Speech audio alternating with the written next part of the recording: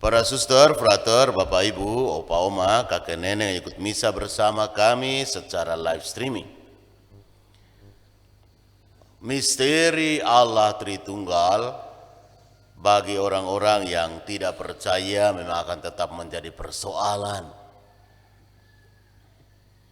Mereka semata-mata tidak mau menerima karena merasa bahwa tidak masuk logika, tidak masuk akal. Tapi Bapak Ibu, saudara-saudari, sebagai orang beriman, kalau misteri Allah bisa kita pecahkan atau bisa kita mengerti dengan otak kita yang kecil, maka sebenarnya pada saat itu kita menjadi Allah. Karena apa? Harusnya tidak bisa misteri Allah bisa dipecahkan dengan akal budi kita yang kecil. Dia harus maha besar, melebihi otak kita. Sehingga dengan demikian kita katakan bahwa dia Allah. Allah yang maha tahu, Allah yang maha kuasa. Kemahaannya ini membuat kita tidak mampu untuk bisa mengerti dengan baik 100% siapa itu Allah.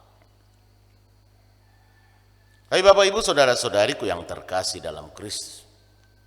Dalam perdebatan-perdebatan seringkali orang Kristen sendiri, orang Katolik sendiri memang kita malas berdebat.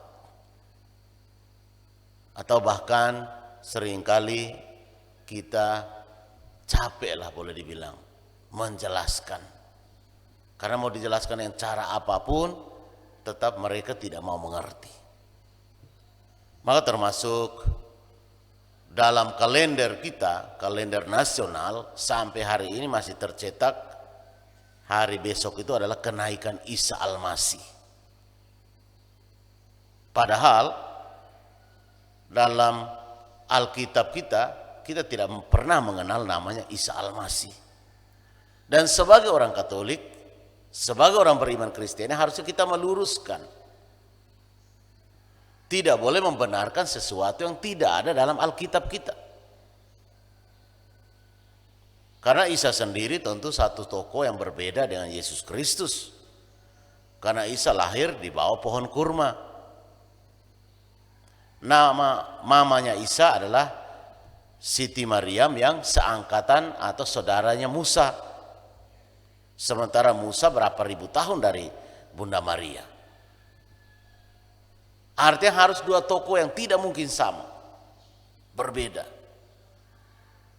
Maka apa yang ada dalam Alkitab pasti berbeda dengan apa yang ada dalam Quran. Dan di Quran Isa Al-Masih tidak disalibkan.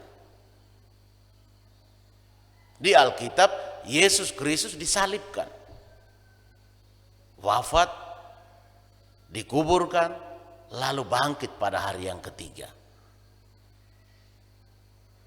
Maka sebagai orang beriman kita harus meyakini bahwa apa yang tertulis dalam Alkitab itulah yang paling benar. Karena Alkitab sendiri ditulis kurang lebih mulai setelah tahun 60-an setelah Yesus meninggal pada tahun kurang lebih 33 Masehi. Dan selesai di kanon sekitar tahun 300-an. Sementara Quran baru muncul abad ke-7 tahun 650-an. Bedanya jauh sekali. Berarti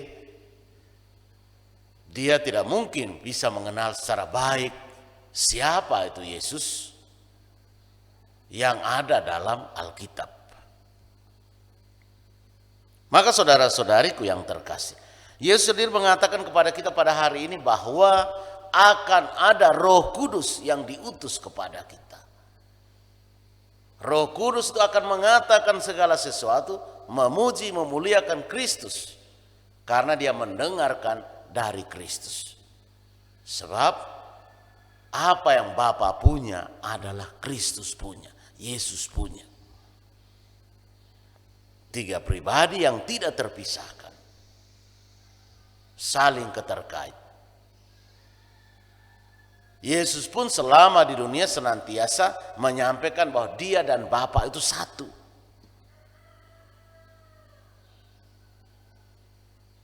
Pagi ini dia menyampaikan lagi bahwa apa yang Bapa punya adalah dia punya, Kristus punya.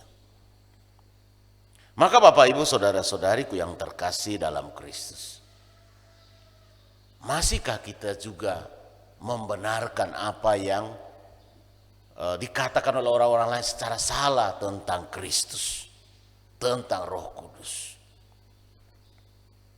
Tadi malam saya nonton di YouTube tentang mempersoalkan